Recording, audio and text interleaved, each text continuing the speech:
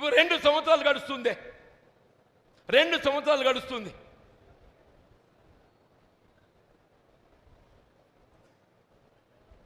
ఒక టర్మ్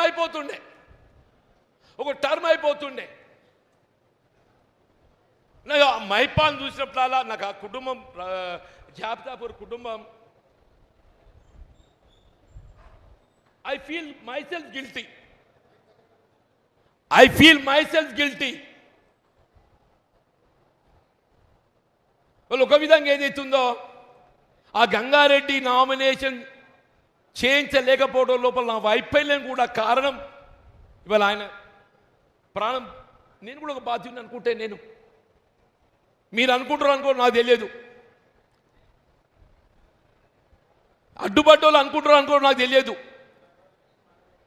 కానీ చేయించలేకపోయినోడిని నేను బాధ్యత ఫీల్ అవుతానా? నేను ప్రభుత్వం కొనసాగు అని చెప్పంటే నన్ను ఏ విధంగా కొనసాగమంటారా? నా కార్యకర్తల హక్కులను కాపాడలేక ఆ కుటుంబం బలైపోతే మీ సంయమనం పాటించాలి. ఏ సంయమనం పాటిస్తున్నా? ఆయన సంయమనం పాటించినా బెటర్ లేట్ దాన్ ఎవర్, ఏదో న్యాయం జరుగుద్ది అనుకున్నాను. ఇప్పుడు స్వయంగా ముఖ్యమంత్రి గారు వారు స్వయంగా ఉత్తర్వులు జారీ చేయమన్నాక కేసీ వేణుగోపాల్ గారు అష్యూరెన్స్ పక్కన పెట్టండి. ముఖ్యమంత్రి గారు స్వయంగా లక్ష్మణ్ కుమార్ గారు వారి లైవ్ ఎవిడెంట్ వారు సుముఖంగా ఏదైతుందో ఉత్తర్వులు జారీ చేయమని చెప్పినాక ముఖ్యమంత్రి గారి యొక్క మాటకే ఇవాళ ఏదైతుందో మరి విలువ లేక కార్యకర్త కిరాతంగా బలైపోతే మరి ఎక్కడ రక్షణ అని చెప్పంటుండే ఎవరు కాపాడాలంటుండేను? పదవుల కోసం తాపత్రయం కాదు, కానీ కళ్ళ ముందట పదవుల నియామకంలో ఏదైతుందో జరుగుతున్న పరిణామాల వల్ల కార్యకర్తల కుటుంబాలు బలైపోతే, పార్టీ స్పందన లేకుంటే, ప్రభుత్వ స్పందన లేకుంటే మరి ఏ విధంగా కొనసాగడం అని చెప్పండి. ఎండోమెంట్ నియామకాలు ఒక దుబ్బరాజేశ్వర స్వామి మినహా అంది. నేను స్వయంగా న్యాయవాదిని.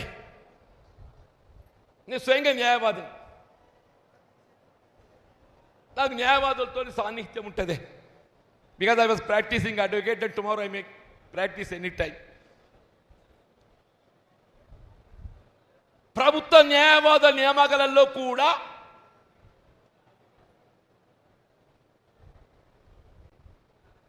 నా సలహా లేదు, నా సూచన లేదు, నా సంప్రదింపు లేదు. నో నాలెడ్జ్ ఎట్టా.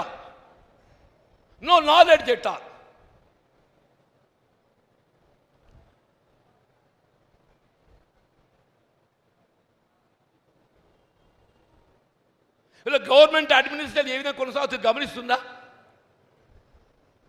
నిన్న టీఆర్ఎస్ ప్రభుత్వ హయాంలో ఏ పోలీస్ అధికార యంత్రాంగం ఇదే కాంగ్రెస్ కార్యకర్తలపై నియంత్రిత పోగడలతో ఏదైతుందో ఆధిపత్యం అరాచకం చేసిన వాళ్ళని తీసుకొచ్చి మళ్ళీ మన జగిత్యాల పెట్టి అదే నిన్న టీఆర్ఎస్ పోతాడు చుట్టమవుతాడు, కాంగ్రెస్ పోతాడు కుర్చీ ఉండదు, వానికి ఎంట్రీ ఉండదు.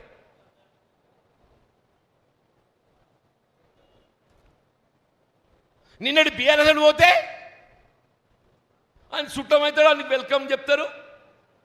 అదే కాంగ్రెస్ కార్యకర్త పోతే వానికి ఎంట్రీ ఉండదు.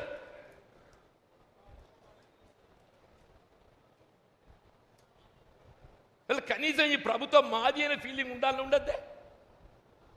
ఈ ప్రభుత్వం మాది అనే ఫీలింగ్ ఉండాలని ఉండద్దని చెప్పంటున్నాను నేను.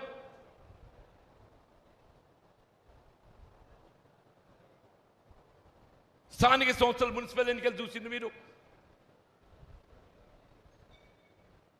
Gandhi Bhavan I don't know. అరే నేను షాక్ అయిపోయినా. మీరు ఎమ్మెల్యే గారితో ఏదైనా మాట్లాడదలుచుకుంటే సరే మంత్రి గారు ఇంటికి పిలిచి మాట్లాడతారు, ఇంకెక్కడ పిలిచి మాట్లాడతారు. డైరెక్ట్ గాంధీవన్గా పిలిచి ఏదైతుందో స్థానిక సంస్థల ఎన్నికల స్ట్రాటజీ మీటింగ్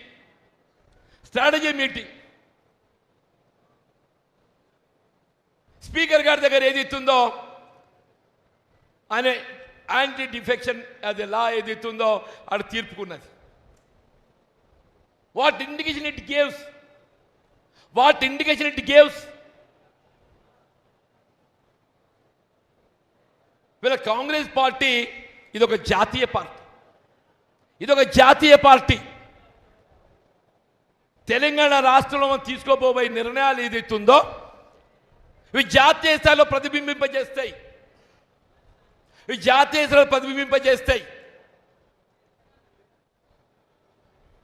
ఒకవైపు మన నాయకులు రాహుల్ గాంధీ గారు ఏదైతుందో జై బాపు, జై భీమ్, జై Samvidhan,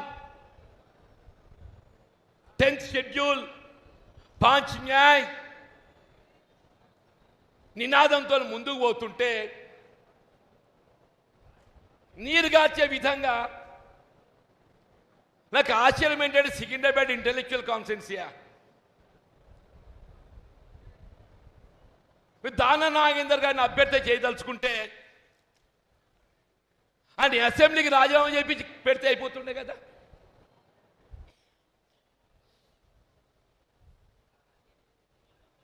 the whole intelligence society was observing. ఒక ఎమ్మెల్యే ఒక రాజకీయ పార్టీ గుర్తింపుతో పోటీ చేసి ఆ గుర్తింపును రాజీనామా చేయకుండా అదే గుర్తింపుతోని కొనసాగుతూ ఇంకొక రాజకీయ పార్టీతో పోటీ చేయడం అనేది వాట్ ఇండికేషన్ ఇట్ గివ్స్. అది పార్లమెంట్ ఎన్నిక.